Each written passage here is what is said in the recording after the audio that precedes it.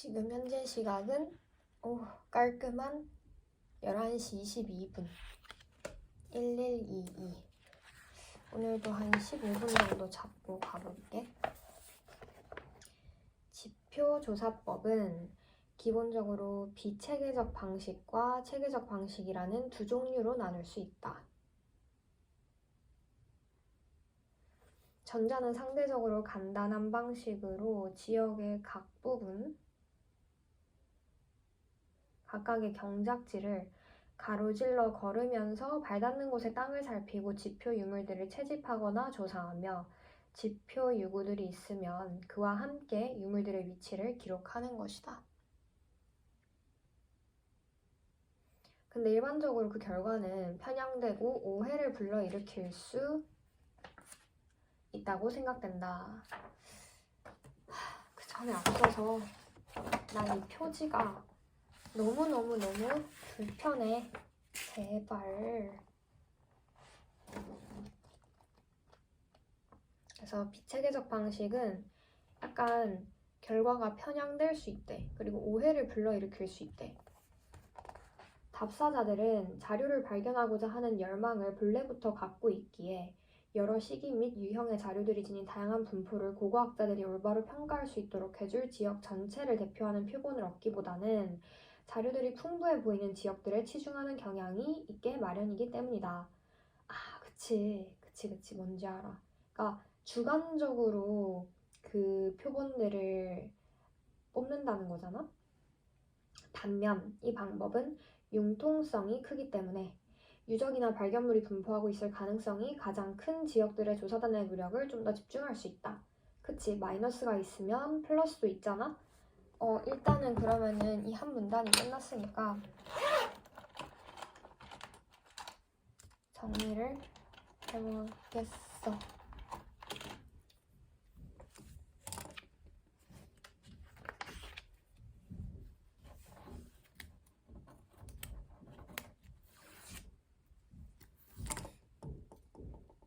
됐다.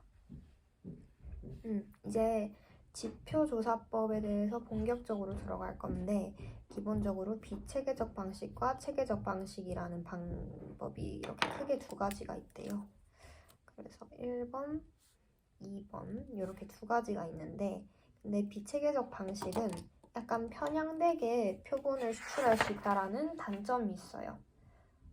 편향된 표본 하지만 융통성이 크다. 그러면 이 위에다가 적어주는 게 좋겠는데 가시적이잖아. 마이너스 편향된 표본. 근데 반면에 플러스 융통성이 있어. 오케이? 대부분의 현대 지표 조사는 조사 지역에 대해 방안 구역 체계를 채택하거나 일련의 등 간격, 횡단 구획 혹은 교차 구획을 설정하는 등 체계적 방식으로 이루어지고 있다. A or B.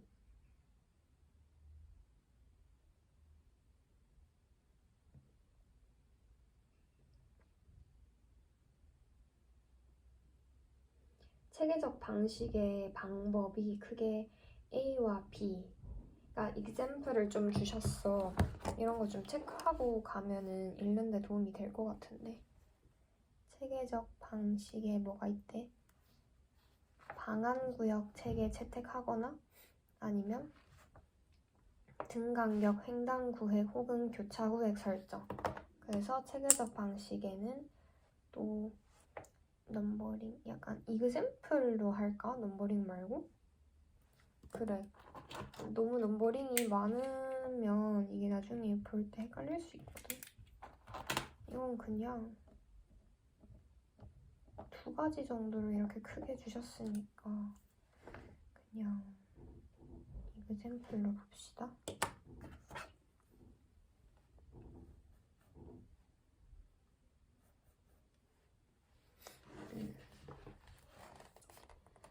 탐색 대상 지역을 여러 구역으로 나누고 그것들을 체계적으로 답사하는 방식이다.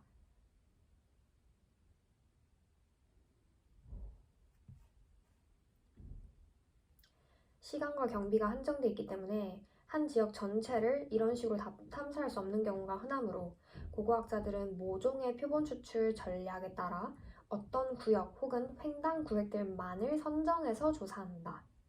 또 체계적 방식으로 조사를 하면 발견물의 위치를 찍기가 한결 쉬운데 정확한 위치를 언제나 알 수 있기 때문이다.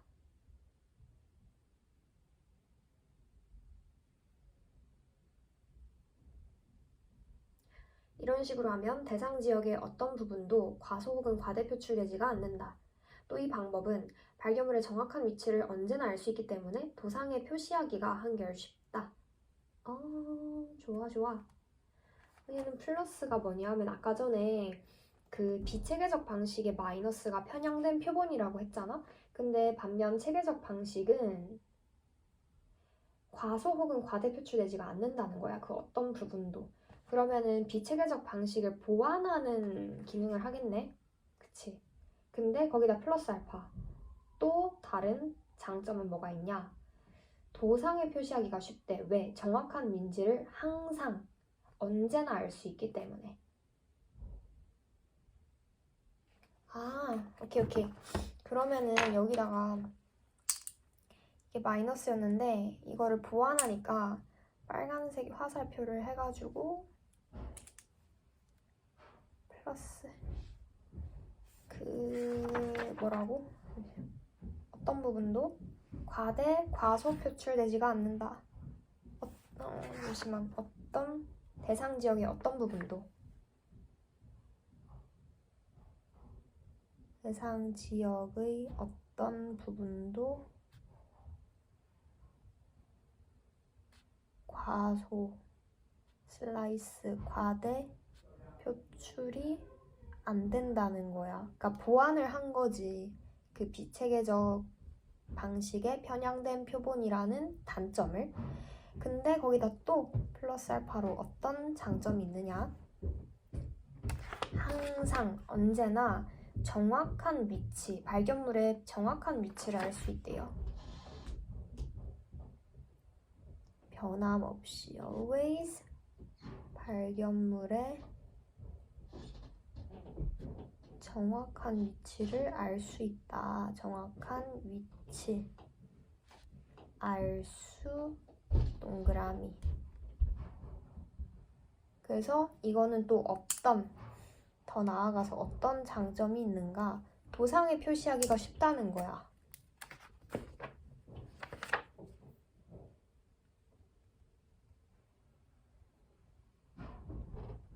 도상의 표시 용이 끝. 그 다음 예를 들어 좋아 예시를 주시네. 예를 들어 영국 글래스고 대학의 버나드 넵과 마이클 기븐을 단장으로 하는 시드니 키프로스 탐사 사업단은 92년부터 98년까지 키프로스의 투르 산맥 북부 지역에 대해 집중적인 고고학 탐사를 실시했다. 자, 그래 했대. 이곳은 일찍이 청동기 시대에 개발된 황화구리 광석층으로 유명한 지역이다. 조사 사업단은 지난 5천년 동안 사람들이 일으킨 경관 개변을 조사하고 이를 그 일대 지방 전체 맥락 속에서 파악했다. 그래, 우리 앞서서 배웠잖아.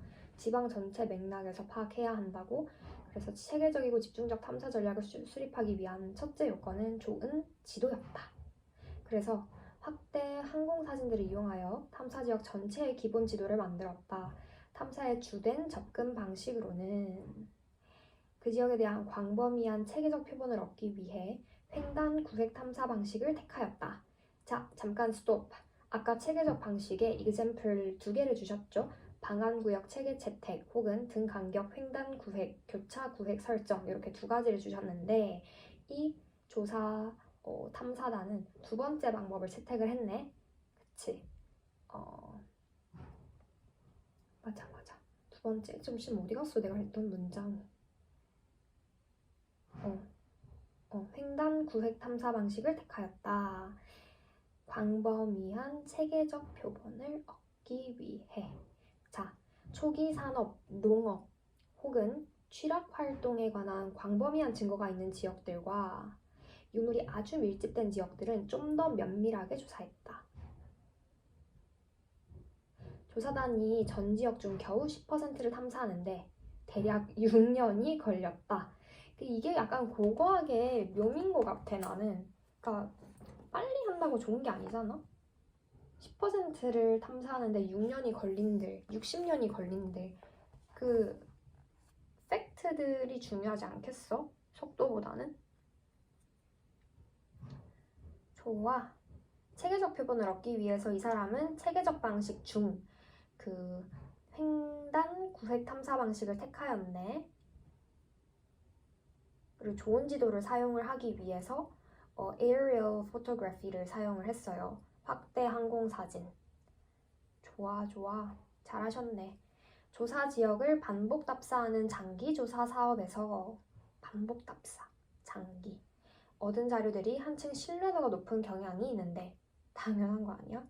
유적 및 유물의 가시도는 식생 및 토지 이용의 변화 때문에 해마다, 심지어는 철마다 아주 크게 달라질 수 있기 때문이다. 맞아, 맞아. 그러면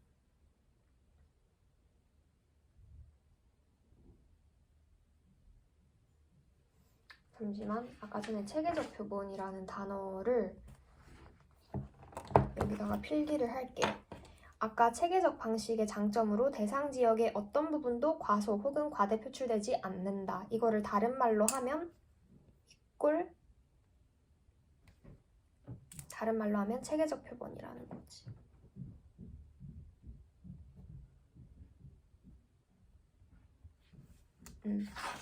그리고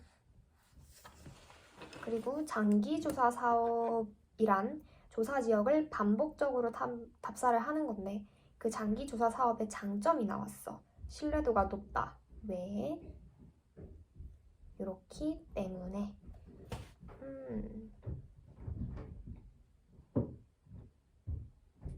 일단 한 문단 다 읽고 나서 중요한지 안 중요한지 파악을 해볼게. 게다가 besides 야외 조사 단원들도 사람에 따라 관찰의 정확도나 유적 인지 및 서술 능력이 다를 수밖에 없다. 그치, 우리도 인간인데 주도 면밀하면 할수록 또 경험이 많으면 많을수록 그만큼 더 많은 걸 보게 된다. 물론 이 요소는 결코 완전히 배제할 수 없겠지만 반복 답사는 그 영향을 상쇄하는 데 도움이 될 수 있다. 맞아. 또 표준화된 기록 서식을 사용하면 나중 단계에서 자료를 컴퓨터에 쉽게 입력할 수 있다.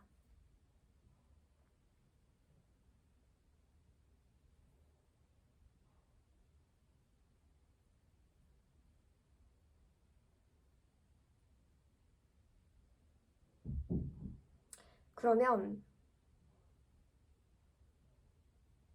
반복적으로 답사하는 장기 조사 사업의 장점이 크게 두 가지가 있다는 것을 이 문단에서 뽑아낼 수 있어요. 이 가방 무게 때문에 나의 자세가 너무 뭐랄까 힘드네.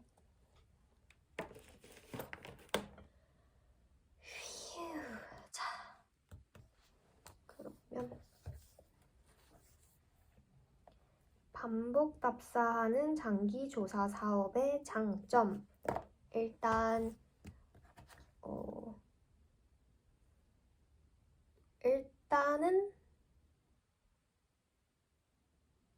퉁 쳐놓고 얘기를 하면은 장점은 신뢰도가 높은 거예요.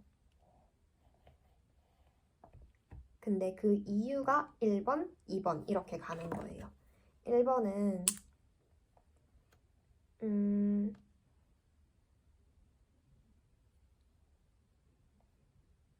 why? 왜냐하면을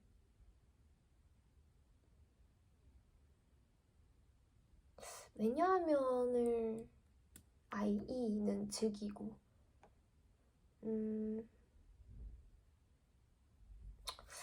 뭔가 넘버링을 계속 하는 거 말고 다른 어떤 게 있으면 좋을 것 같은데. 일단은 유적 및 유물의 가시도 달라져요.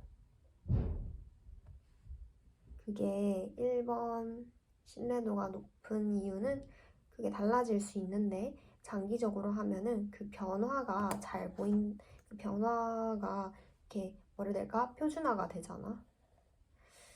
그리고 두 번째 이유는 개개인의 주관적인 그런 해석이 미치는 영향을 조금 배제할 수 있다는 점?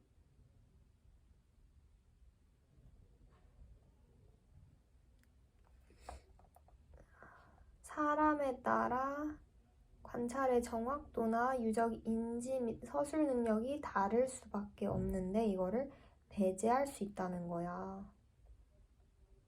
그래서 신뢰도가 높대요.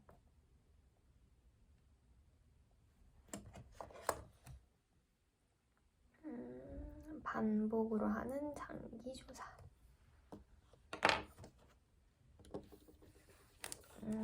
어디까지 볼 수 있을까? 여기까지 보면 되겠다. 마지막으로 지표 채집 자료들을 특히 편년, 동시성 혹은 유적 기능 등의 질문에 관련하여 지표 채집 자료들을 보완하거나 확인하기 위해 혹은 지표 조사로부터 나오는 가설들을 검증하기 위해 소규모 발굴을 실시하는 일이 필요하거나 바람직할 수가 있다. 그치? 물론 이 두 유형의 조사는 잠깐 스톱. 이 두 유형의 조사가 뭐였는데? 1번 지표 채집 자료 보완 확인하는 거. 그 다음 두 번째 지표 조사로부터 나온 가설을 검증하기 위한 거. 이 두 유형의 조사. 자료를 보완하기 위해 혹은 가설을 검증하기 위해 소규모 발굴을 하는 이런 조사는 상호 보완적이지 배타적인 것은 아니다. 휴! 자, 이게 무슨 말이냐? 상호 보완적이지 배타적인 것은 아니다. 좀 연결고리가 있다는 거야. 완전히 뗄래야 떼놓을 수 없는, 그러니까 배타적이지 않다라는 말은 그럼 뭐랄까? 이거를 뭐 어떻게 설명해야 돼? 섞일 수 있다 이런 얘기 아니야. 말로 표현을 잘 못하겠다. 근데 이해는 됐어. 두 유형 사이의 주요 차이점은 지표조사가 여러 유적의 많은 부분에 대해 조금씩 말해주면서 반복될 수 있는데 반해. 뭐래? 잠시만. 발굴은 한 유적의 약간 부분에 대해 많이 말해주면서 단 한 번밖에 시행할 수 없다는 데 있다. 잠시만.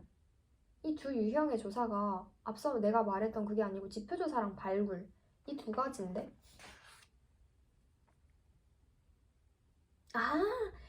내가 문장을 잘못 읽었네. 다시 이 문단 읽어봐. 마지막으로 지표 채집 자료들을 보완하거나 확인하기 위해 즉 퉁 쳐놓고 얘기하면 지표조사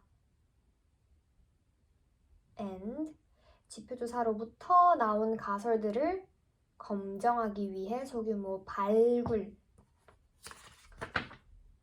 실시하는 것이 필요하거나 바람직할 수 있다. 이제 알겠다. 이 두 개, 지표조사랑 발굴은 상호 보완적이지 배타적이지 않다. 지표조사랑 발굴은 상호 보완적이지 배타적이지 않다. 근데 차이점은 지표조사는 여러 유적의 많은 부분에 대해 조금씩 말해주면서 반복이 될 수 있어. 근데 발굴은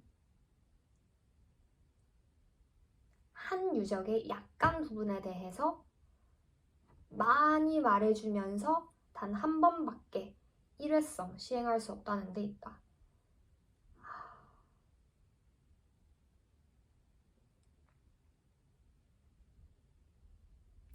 이 문단을 약간 그래프로 도상화시키는 게 가시적이고 좋을 것 같아. 왜냐면 이게 글로 이렇게 풀어져 있으니까 내가 자꾸 해석을 해야 되잖아.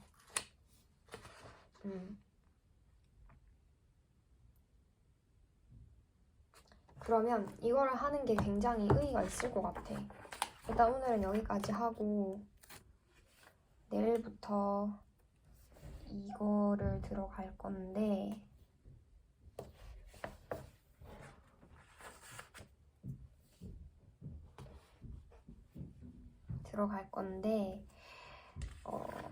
이걸 어디다가 그러면은 정리를 해줄까?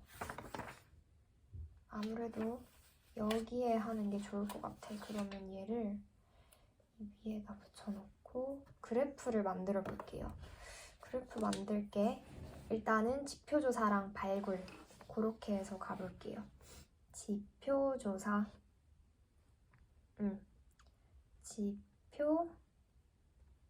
지표조사 그리고 발굴 요렇게 만들어 나갈게.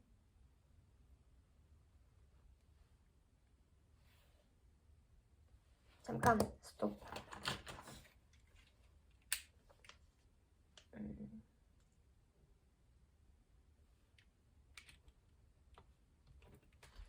나는 화이트 쓰는 거에 대해서 별로 그렇게 개의치 않아가지고 다행인 것 같아. 일단은 요만큼. 여기 지표조사.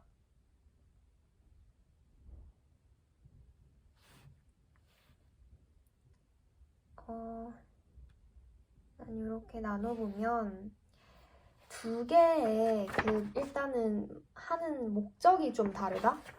목적. 지표조사는 지표 채집 자료 보완 혹은 확인하기 위해서 하는 거야. 지표 채집 자료에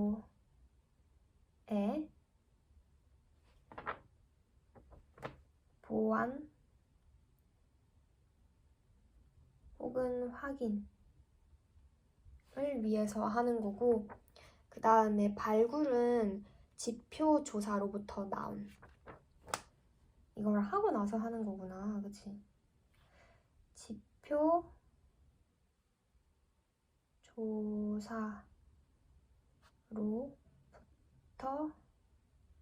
나온 가설 검정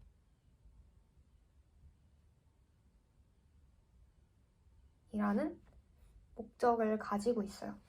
그 다음에 목적을 했으니 이렇게 다시 줄을 그어주고, 자, 또 뭐가 다른가? 차이점. 이거를 한마디로 어떻게 해야 되지? 많은 부분에 대해 조금씩 말해주는데 얘는 한 부분에 대해 많이 말해줘요. 이거를 정보 제공성이라고 할까요? 퉁 쳐놓고 얘기해서 정보 제공성.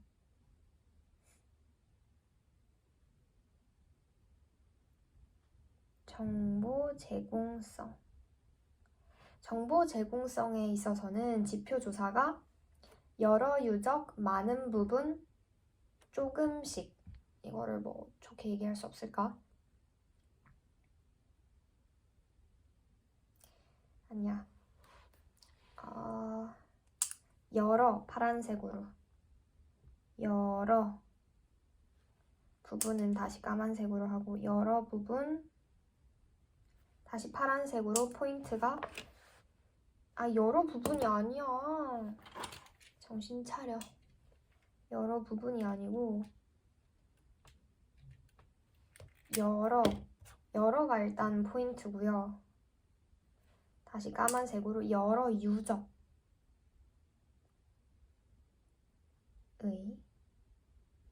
그다음 파란색으로 또 포인트가 많은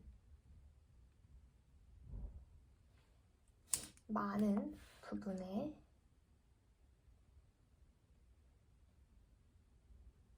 대해, 자, 부분에 대해 조금씩 파란색으로 여러 유적의 많은 부분에 대해 조금씩 하는데, 자, 발굴은 어떻게? 한 유적의, 한 파란색, 한 유적의, 다시 파란색으로 포인트는 약간 부분에 대해, 약간 파란색, 다음에 부분에 대해 많이 파란색. 좋아, 좋아. 아주 가시적이야. 좋아. 그리고 마지막 포인트, 반복성.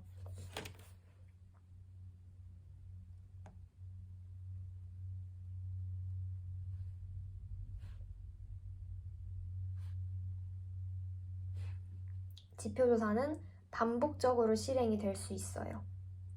반복, 빨간색으로 동그라미. 그 다음에 발굴은 반복 X.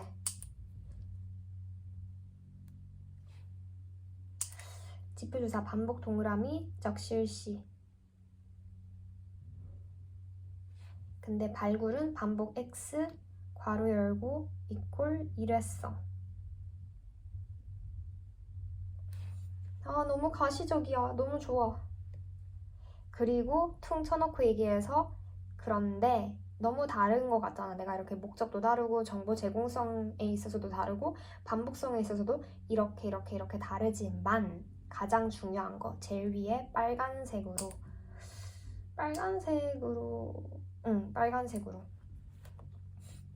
뭐라고 할 거냐. But 그럼에도 불구하고 이 두 가지 유형의 조사는 상호 보완적이다라는 거예요.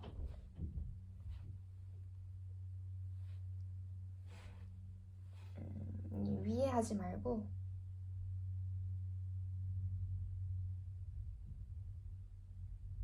아니야, 위에 해야지 가시적이야.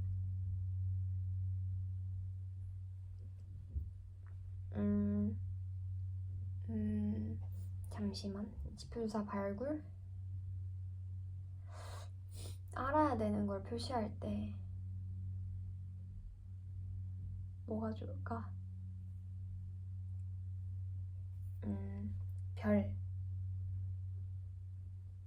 별표하고 상호 보완적 관계 동그라미.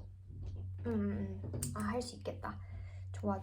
이거 그러면 이걸로 하자. 잘 보여야 되거든. 그러니까 이 색깔로 완전히 쨍한 노란색으로 상호 보완적 관계 배타적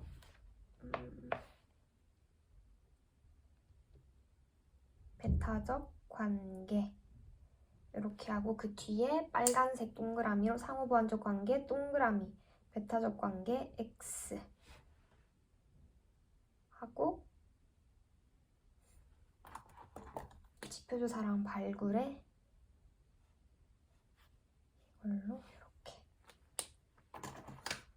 근데 그게 목적.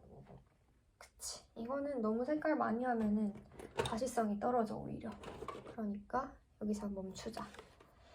좋아. 그러면 도표까지 만들었으니까 오늘은 여기까지 하고, 아까 내가 언제부터 시작했지? 30분이나 오늘은 걸렸구나. 그러면은 리마인드 하면서 끝내보도록 해보자. 여기서부터 시작을 했었는데, 지표조사법에는 크게 비체계적 방식과 체계적 방식이라는 두 종류가 있는데, 비체계적 방식은 편향된 표본을 할 수 있다는 단점이 있어. 근데 반면 융통성이 있어. 근데 이 단점을 보완하는 게 체계적 방식인데, 얘는 대상 지역의 어떤 부분도 과소 혹은 과대 표출되지 않아, 즉 체계적 표본을 뽑아낼 수 있어요. 그리고 거기다가 더불어서 always 발견물의 정확한 위치 알 수 있어. 그래서 도상에 표시하는 게 용이해.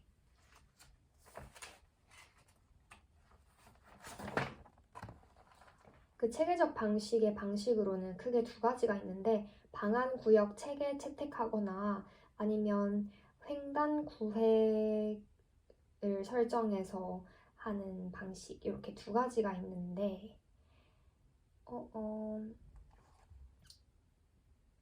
anyway, 그 다음에 이제 반복적으로 답사하는 장기조사 사업의 장점으로는 신뢰도가 높다. 왜? 유적 및 유물의 가시도는 해마다 심지어는 철마다 이렇게 변화할 수가 있기 때문에 달라지거든. 근데 이게 반복적으로 답사하는 장기조사 사업에서는 보완이 된다라는 거지.